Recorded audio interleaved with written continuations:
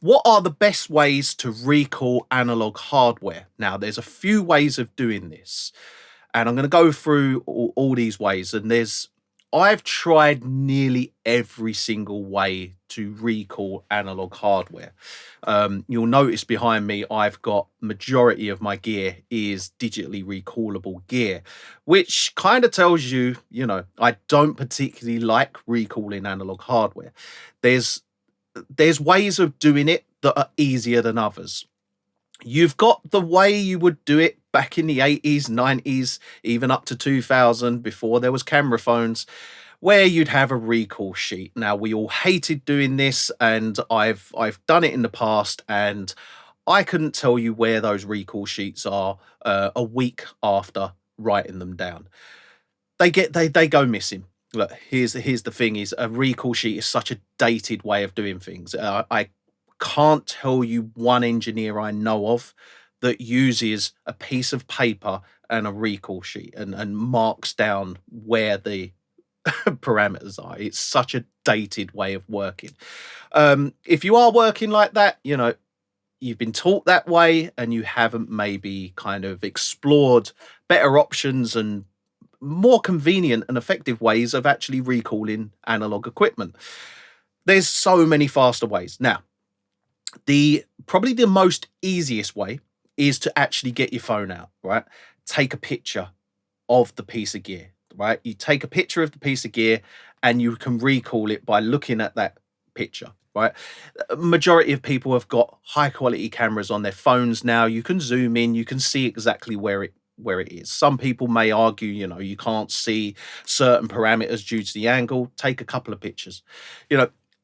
Now, when you take pictures of a piece of hardware, you've got multiple options of what you can do with those pictures. Don't just save them on your phone as like, oh, they're on my phone, and if I need to recall them, I'll find them on my phone. That's not the way to do it. You can then airdrop or load that into your computer and put it into the folder with the session. Then right, if I have to recall that session, there's my folder of images for my hardware. Here's the way I like to do it when I used to take pictures, and I find this very effective. I have a Telegram group which is just for me, and what I do is I upload the photos there with the order number attached to it and the revision number. That way, if I ever need to access the images, I can just go on to Telegram, I go into the group and I search for the order number. I'll then find the pictures for that order number. That's a really effective way of doing it, because then you haven't got to go through the time-consuming process of sending them to the computer, putting them into a folder, and then, it is quite time-consuming doing that. Whereas if you've just taken it, you can literally open Telegram and take the pictures inside Telegram. It doesn't then save to your phone either, so you're not just clogging up your phone with a load of pictures of all your gear. So that's one way that's very beneficial. Plus, as well, is you've always got that account with Telegram on, which has all those pictures. It's saved to the cloud, and you can just access them anytime. Up 2 years later, there's still a picture there. That's one way of doing it. Then you've got another way, which is session recall. Now, session recall is really good. Session recall basically is an app that has a GUI of the piece of hardware, and you dial in like you would a plugin. You dial in the settings. The problem with session recall, and it's really good, and it works really well. The problem with it is it's really time consuming to go and dial in all those settings.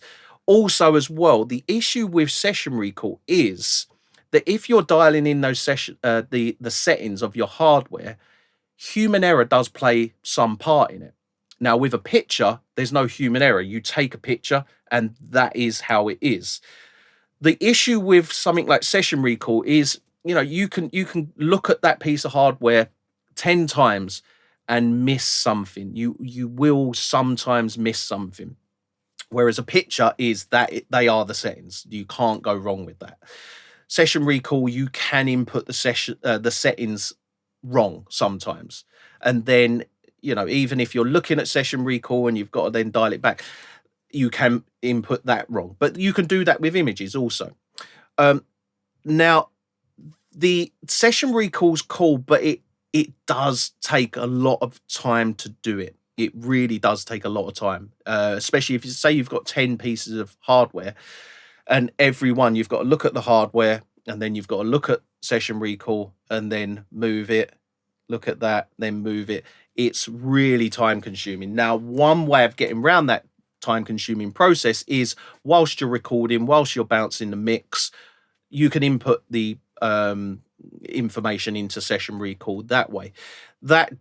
That's the way I used to work, and it works okay, but it's just a time consuming process.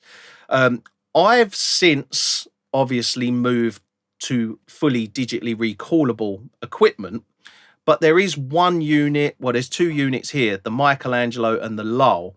The Lowell might as well be digitally recallable. It's so simple to set up. But the Michelangelo, I do need to recall that. So the way I recall it, and you'll probably see behind me, you'll see I have the plugin in the session. That plugin is in the session, but it's inactive. It's bypassed. So it's not doing anything. It's just sitting on the mix bus, and it's not actually processing anything.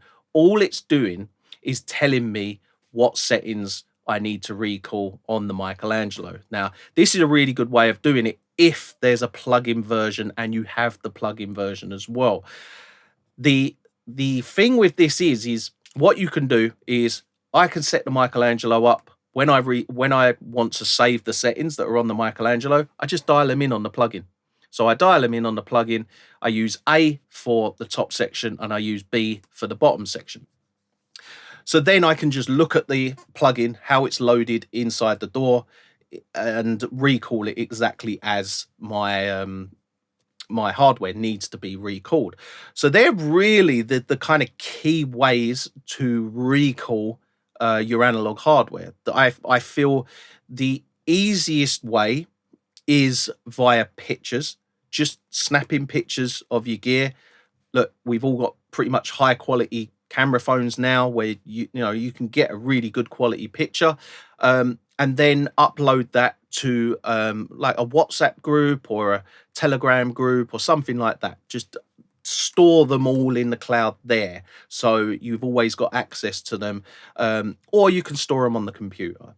Now, the one way that I work when I do need to recall anything in the other studios is I've got Flock patch bays, and I use the Flock DX app. Now, the DX app is my patch bay, so I can use it as a patch bay, but I can also save all my pictures into that. So what that does for me is it locks everything all in one. So I've got my routing, and patching, I've got all my pictures, I've got all my session notes, they're all in one.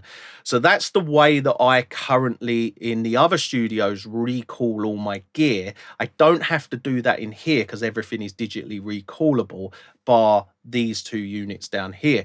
But the Flock patch bay is really good, and the way it works with the DX app, that's the best way. That's the best way I've found to recall analog equipment. But if you don't have a Flock patch bay and you don't have the DX app, I feel the best way to do it is to take pictures. It's the most simplest way. It removes any human error that you can possibly do by not writing something down or not noting something down. It's a picture. It is what it is, and you can you can take it from different angles, so you can get right in exactly where you need to recall, and you know exactly what the value is on each of the pots. So yeah, the recalling analog equipment is a pain, and it's been a pain for me for many years, which is why I'm now using fully digitally recallable analog equipment, because I love the ease of digitally recallable gear. I think it's the future, big time.